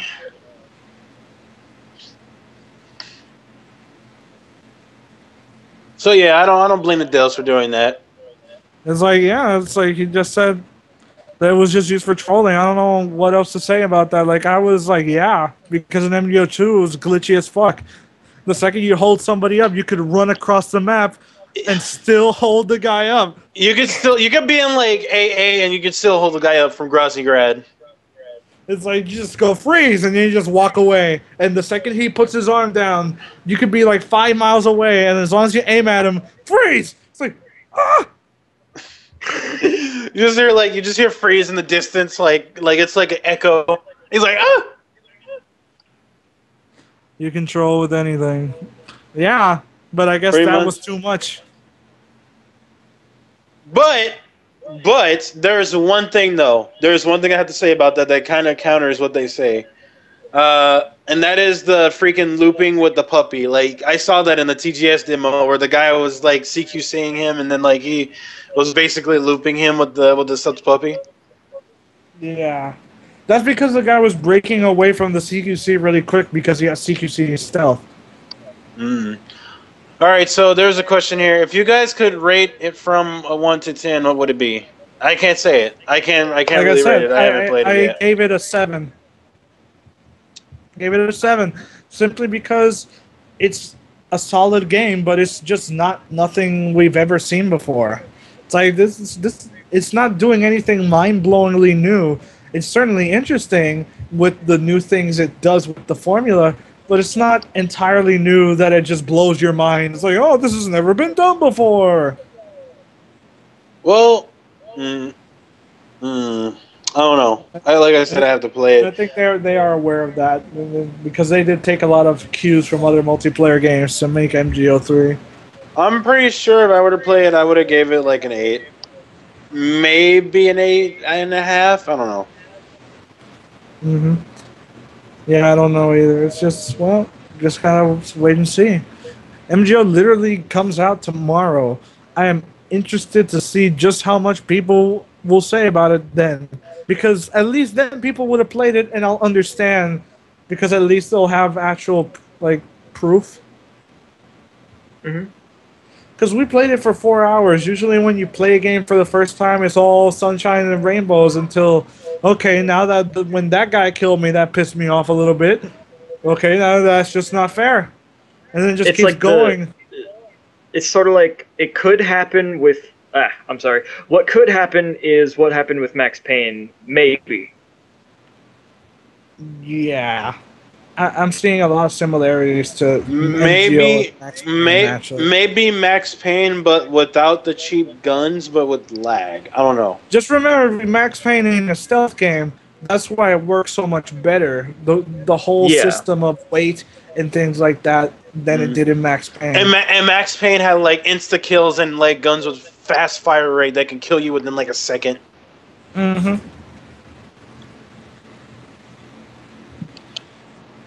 Well, is there anything else? How long have we been going for? Like about an hour An and a hour and half. 30 minutes. All right. Is there anything you guys want to know? You want to know about what I did in the event? You want to know what everyone What else he was ate? doing? You know, I ate Doritos, actually. They were very nice. Did they fix the invulnerability issue when using the wormhole to teleport next to a buddy and then proceeding to kill someone while you're untouchable? I didn't use the wormhole. And someone also asked, is there any unique codex? No. All right. Pretty There standard you go. stuff, honestly. Like Ocelot's saying you're pretty good. Not that I was able to see. Like, you I just- can change the intensity. I just love how you're answering these questions right now. What's the grenade damage? It's very powerful. I don't think, you know what, now that I think about it, now that I think about it, I don't think there was an actual frag grenade. If there was, I just didn't see it because all Okay, people now were that's a good using- question. All people What can were you- wait, using. wait, wait. What? What can you say about the damage? Ouch. Someone asked, is there consecutive CQC? No. All right, well, there you go.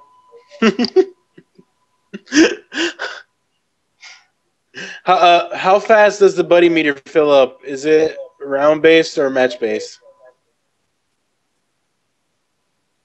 Sean. All right. Give it a second, guys.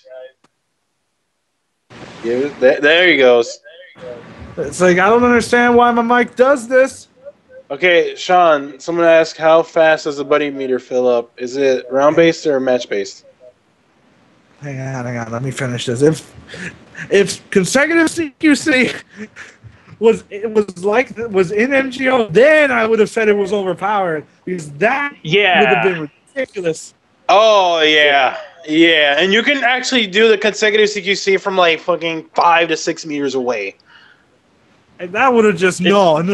I would have fucking stood up and punched Robert Peeler in the face because like how do you leave that in? And just at least nobody. People out? At least we didn't see any of the. Okay. Hold on, wait. Okay, before you go into the detail, what if they did have consecutive CQC, but it was like CQCX? That was like the new CQCX. Fuck you. That's all. Okay. And the grenade damage. I don't even know if there is a grenade. All people used were Molotovs, and they kept lighting themselves on fire. Dude, that was the funniest shit. We were just sitting there in comm control trying to capture a point. And it's like, okay, Molotov out, and he just hits the box in front of him, and he dies. It's like, oh no, I lit myself on fire. Like, people did that so much. It wasn't even by accident. It just kept happening every game, and that shows you just how much all the other people sucked because they weren't MGO players for the most part. I think most of the MGO players was me, Perfect Stealth, Pano, Savvy, and I think Perfect Stealth's girlfriend. Oh, and the MGS subreddit guy. They were all people that played MGO extensively. I can't speak for anyone else because of the shit they were doing. Like, those were rookie mistakes.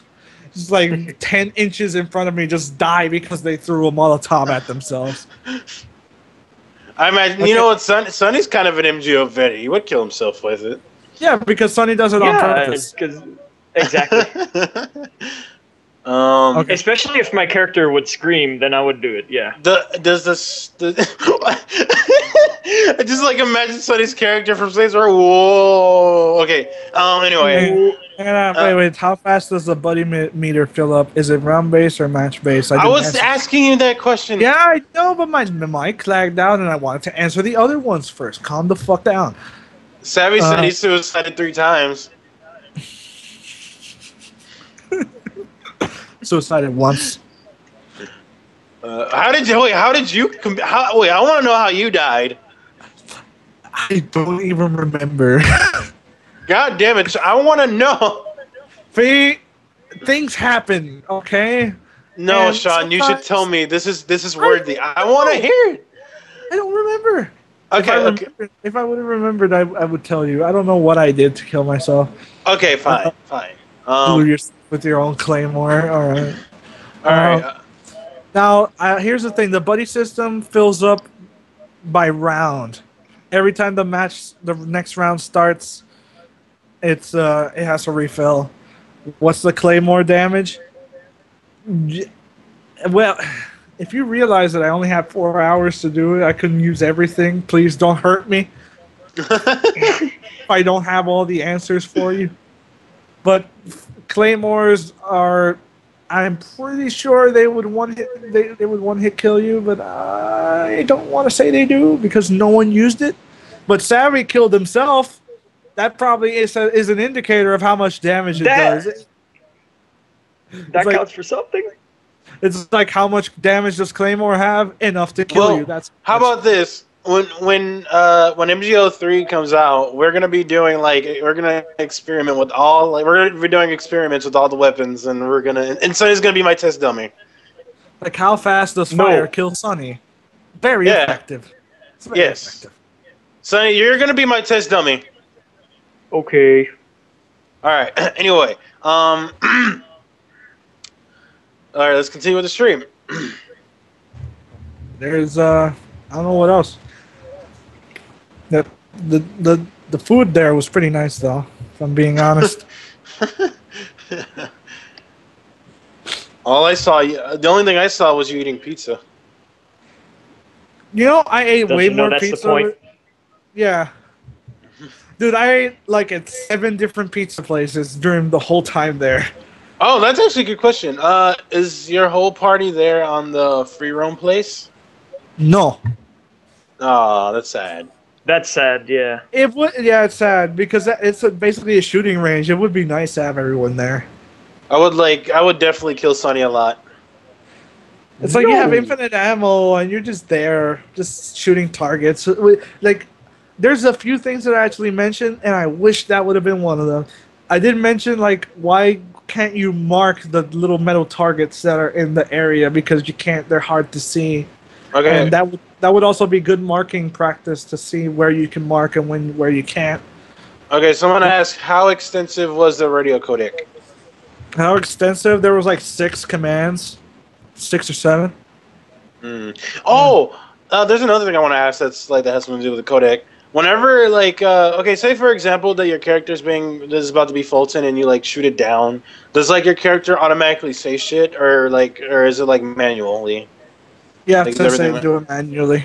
Okay, because because when I was watching like the trailer or the friggin' thing, the gameplay from TGS, like the codecs were actually like they were all automatic and shit from what it seemed like. No, they're all manual. Nothing like that was happening. And like I said, you can change the intensity by pressing triangle, so you could change from a whisper to a yell, which is pretty nice. I think me and Sean are gonna be the only ones like whispering while Sonny's like yelling. Yeah, the voices changed. The codec changed depending on the voice you pick. For some reason, though, if you use your MGS5 avatar, you have the option to keep Kiefer's voice. So, everyone's gonna be Kiefer. Everyone's gonna be Kiefer for some reason. Just like imagine Kiefer like whispering and yelling at the same time. It could have Oh been. my just god, he has so much emotion in his voice. Go, go, go. Cover me. Cover me. You're pretty gut. You're pretty good. Like maybe it was just that version of the game we were playing, because that threw me off. Every time my character died, it was just Snake's voice. Just All right. So, Sean, do you think we should wrap this up, or do you think we should keep continuing? We could keep continuing because I'm pretty sure somebody has questions still. Like, I could still talk about other game modes we played. Yes, the salute is still there. It's like, how do you not know the salute is there? It's like, how do you not know this? I remember when I showed Sean and Sonny like the salute, and they're like, yes. Like, I mean, kind of weird though. Like me myself, I'm not too entirely into the salute. I like, to be honest, I used to be a dick back in the day and like take advantage of people saluting, and I would kill them. But yeah. Mm-hmm. So, is there any other question anyone has? Is there anything else? I really wish we didn't have so many problems to like. Can you kiss your buddy on the cheeks? I swear to God, if Sonny tried to do that. Yeah, you have to see them at the right moment. Really? No. I'm kidding. Son? Okay. It's like, goddamn. I don't. You know, there was a whole funny thing that everyone wanted to do, and I kind of don't want to say it because we might still do it. But there's only like 23 people watching. It's funny because since we were all at the event and shit, we were all gonna do just some random bullshit, like talk about Chapter 3, that it was actually happening. Wow. But like imagine like all of us did like some huge conspiracy theory where we're talking about Chapter 3. It's like Chapter 3. It's guys. What about Kingdom Hearts? Are you talking about my picture on Skype? Yes, that's Kingdom Hearts.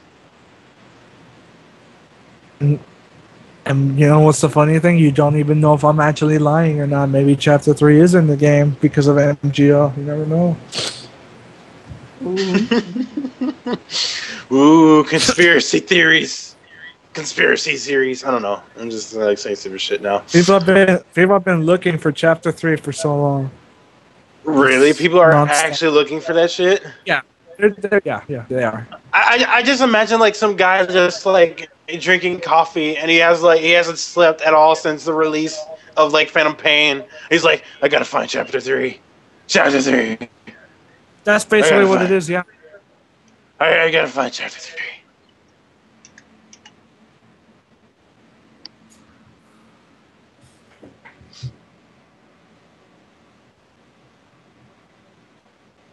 It's not available on single player, but in MGO, can you go onto a railing if any from the top of the ladder? Conspiracy theories with Python token. Yes. Oh God. He's gonna make Oh, like the God. biggest conspiracy ever. Chapter 3 starring Gary Fox. Oh God, no. Starring Game Grumps. I thought you were gonna say that. Okay, wait. There's so many questions. Like, what are the main differences with the voices, and how much does it change? That I can't tell you And how much? because I didn't mess around with the voices that much, and I didn't create characters with different voices. What we got was a male character with a snake's voice, a female character, and then another male character. So there wasn't enough variety change in each of them because there was only 3, and one of them was Snake. So basically, we only got 1 of 2 voices.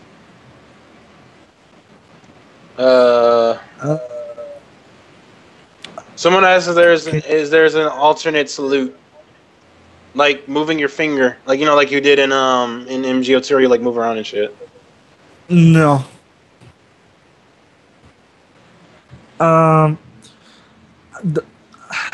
With the whole railing thing to a ladder, I don't think that's there. But here's a good one, and I'm going to have some fun with this. In 2 weeks' time, who will be better? Perfect Savvy, me, Perfect Stealth, or Pano? I think it's a tie between me and Pano, honestly. I think it would be a tie between me and Pano because seriously, I think the only reason Perfect Stealth got more kills than me is simply because he didn't change his class the whole time he was playing. He just stuck to Infiltrator the whole time, and I was messing around and trying a bunch of other shit, and just trying everything out. Liar. What? Savvy said liar. Mhm. Oh man. Tricks, Savvy, come on! You can't deny that you kind of disappointed me at the event. I expected way more.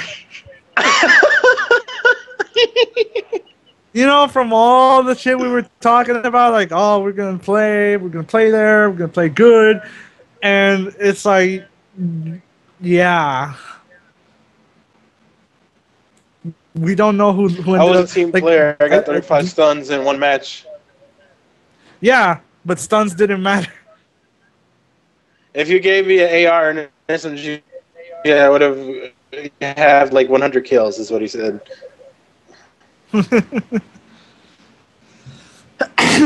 I doubt it. I am sorry. I'm the team player, and I wanted to help the team.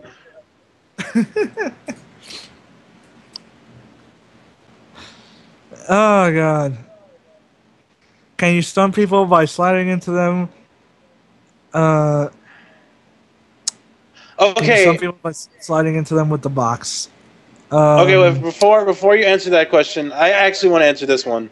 I mean, you probably played the game, but from what I've seen from the videos, I don't think it's the thing. But someone asked, do sniper rifles have the same knockback effect as in single player and FOB? Seems pretty OP to me. Now, when I saw the whole Enforcers trailer thing, the guy shot a sniper rifle at one of the Enforcers. They just like got stunned. Like they didn't get knocked back at all. It just stunned them for a little bit. It's like, here's the thing. Scout wasn't used as much by anyone. No one used it that much. It was either Infiltrator or Enforcer. Scout I thought is so. probably going to be one of the most underutilized classes, maybe. But the people that use it and they're good at it, they're going to be very annoying to everyone else. And it's going to be funny. But, it's Scout is definitely something that I want to look into more. Let me do that, Sean.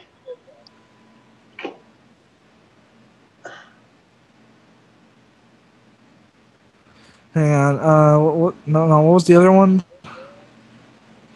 Okay, and with the box, you can just knock them down. I don't know if it stuns them, because when I did it, I just immediately killed the guy a second after. So I don't know. But it does knock them down. And Sammy, we did Fulton. We Fulton so many times, but those developers are really good. They just shot those balloons down.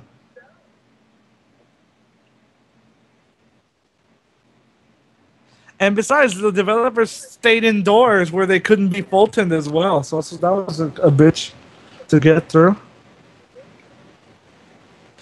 Yeah, but we're gonna see. We're gonna see when the game comes out. Unless my internet just makes me that laggy that I can't play as good as I did there.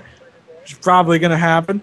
That's going to suck really bad. Because I played really fucking good, and I just want to.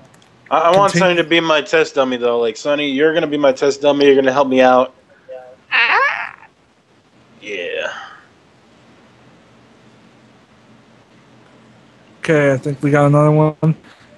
No, it's just Savvy talking to you. Yeah, the developers were good. It's like all those stuns didn't mean anything against them. They just kept getting up. It was just a waste of time for the most part.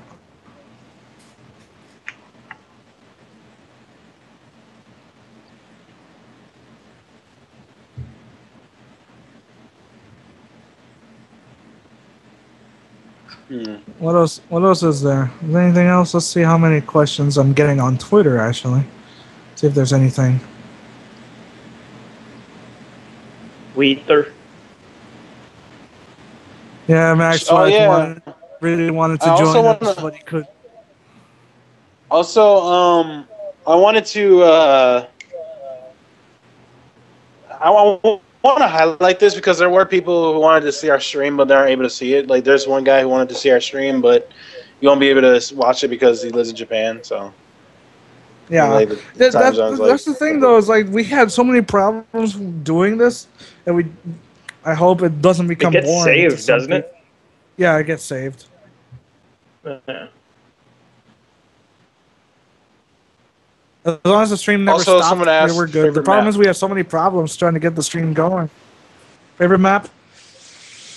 Great Rampart or Black Site, really. It was just, it's a no-brainer for me. It's like Black Site because, you know, it's one of the most different maps out of all of them. Ow. Okay, MGO Billy says, is there like a store like the reward shop where we buy stuff, or are they expensive as the reward No. shop?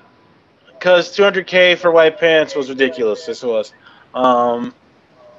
No, like you get that through gear points, and gear points, all you have to do to spend it is just go to customize on your Android, go to whatever character you want to customize, and it's either appearance or loadout. You go to appearance, and there's all your cosmetic stuff, and you can just go through those menus and change whatever you want, and that'll be that. Okay, another person asked, any difference between the infiltrator stealth camo and the one the attacking team We gets in answered that. team sneaking? No, like the difference. Well, the difference between the stealth camo and team sneaking and the infiltrators stealth camo. From what I see, there is no difference other than battery life. Pretty much. I see what you did there. You're talking about Halo Reach, yeah. What? No, they're just like they're just making an example. But the only difference I see is just battery life. Um, Everything else acts exactly the same.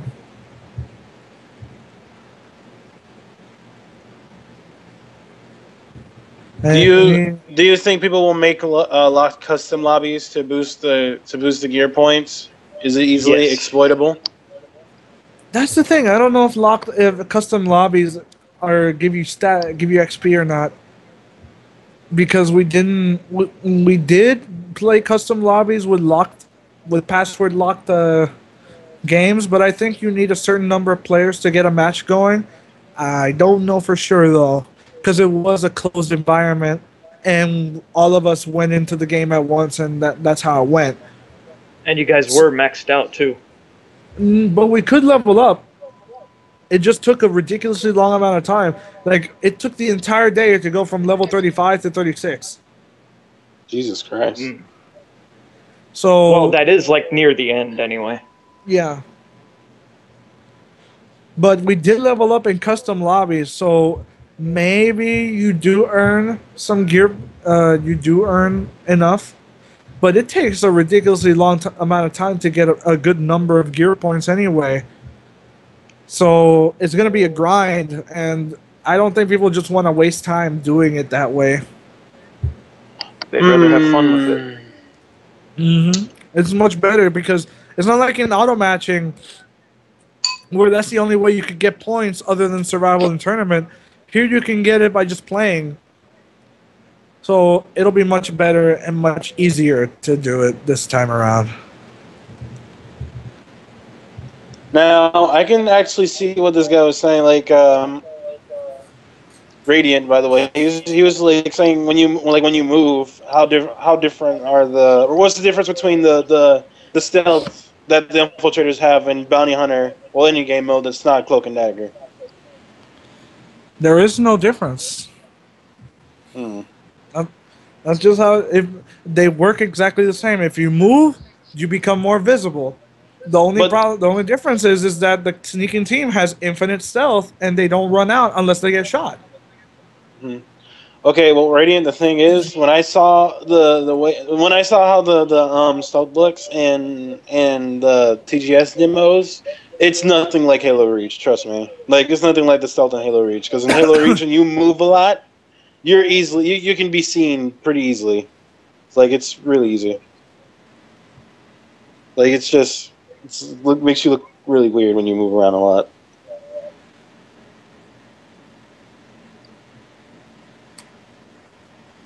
All right.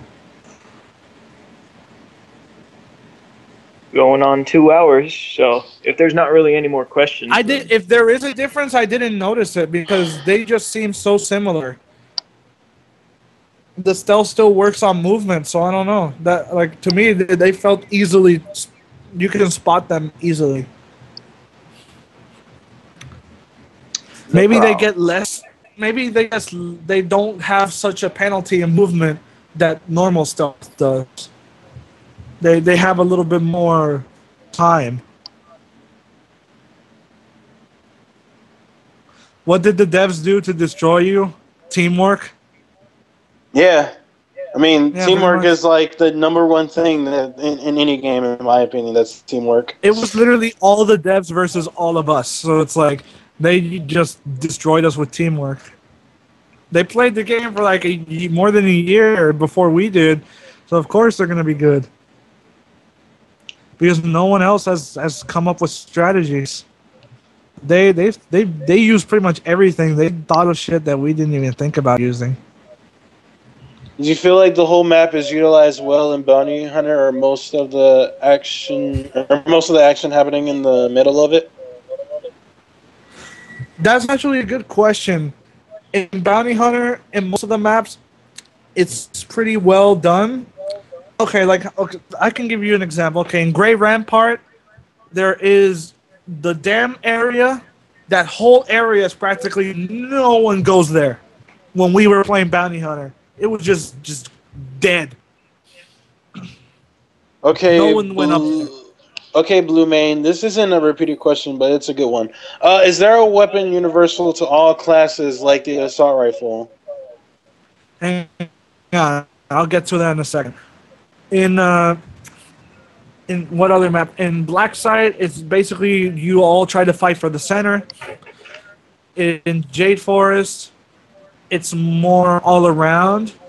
In Red Fortress, you're basically all fighting in the base and a little bit on the outskirts, but not much else. It's all trying to fight for the base. And the universal. I think that's all the maps we play. I think that's all the maps we play Bounty Hunter on. Actually, we didn't play it on that other map that's more of a refinery, of the oil refinery. I don't remember the name.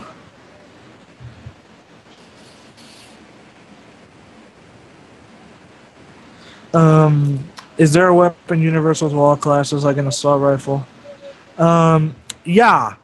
For the most part, all classes can use the MRS4 and things like that. I think maybe the Scout is the only one that has a different assault rifle to use and not DMRS4, but I might be wrong on that. The one thing that I did see is that the Scout has exclusive access to the UNMC or something like that. One assault rifle that can be turned into stun rounds. The That UN rifle. ARC. Yeah, that one. Hello? Like the Scout's the One only second. one that has access to that one. Yeah.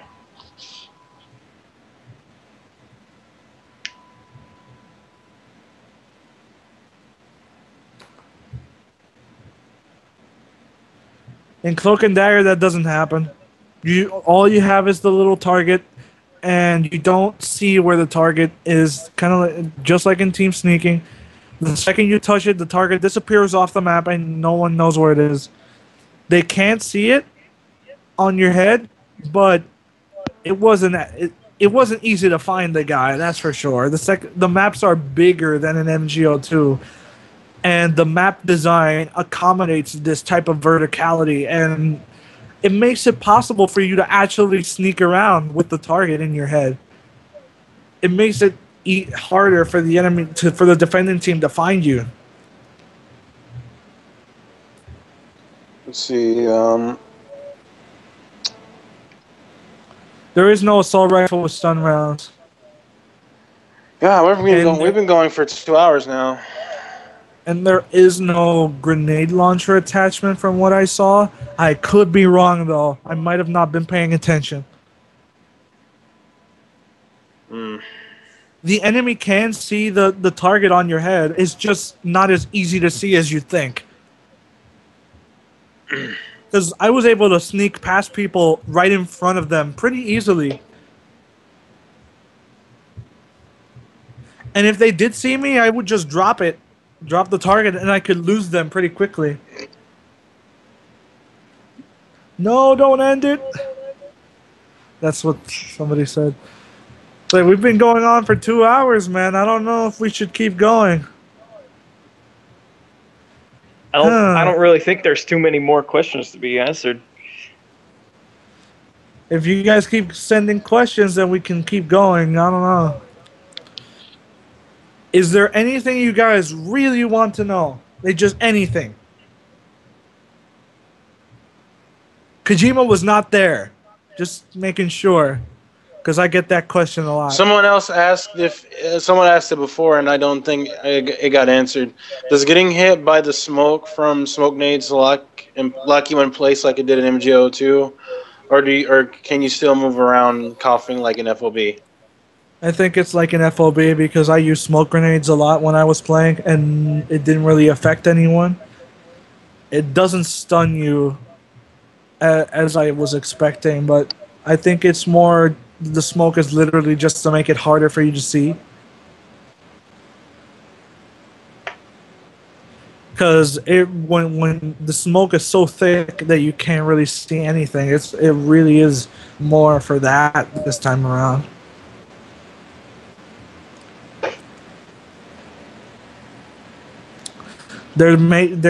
For guys, there might be one extra hairstyle. For chicks, it's obviously 5.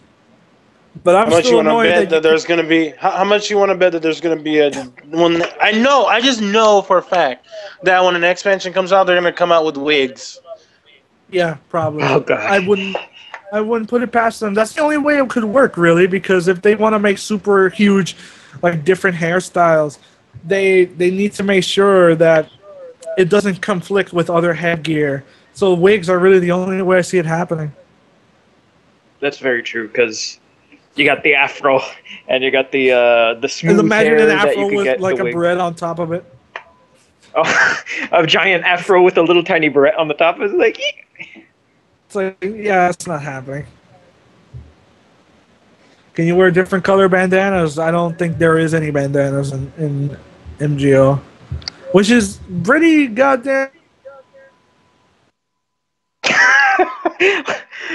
That was like the best way to lag out. Pretty goddamn... I kind of want to, like... Since there's been so many interruptions, I just feel like we should just kind of end it right here, but... What? No, like you were lagging pretty damn bad. Like you cut out at pretty goddamn. It's pretty goddamn ridiculous that it's because it's in single player. And I actually pointed out a whole bunch of shit like that to the developers. Like, for example, I got really annoyed that there